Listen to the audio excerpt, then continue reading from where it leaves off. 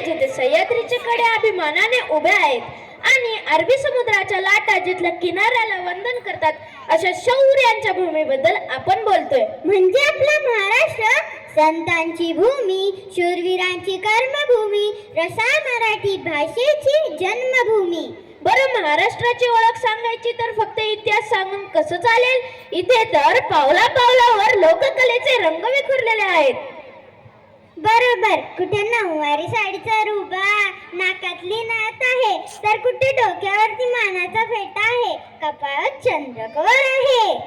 आणि डान्स बद्दल बोलायचं तर लावणीची नजाकत, कोळी बांधवांचा जल्लोष आणि लेझिमचा तो अंगात वीज भरणारा कडकडाट. नुसतं ऐकूनच अंगावरती काटा आला ना, मग विचार करा जेव्हा हे सगळे रंग प्रत्यक्ष रंगमंचावरती येतील तेव्हा काय होईल? प्रेक्षकांना सज्ज व्हा, कारण आता आमचे कलाकार घेऊन येत आहेत महाराष्ट्राच्या संस्कृतीचा एक अप्रतिम आविष्कार. मग चला तर अनुभवूया महाराष्ट्राचा शाही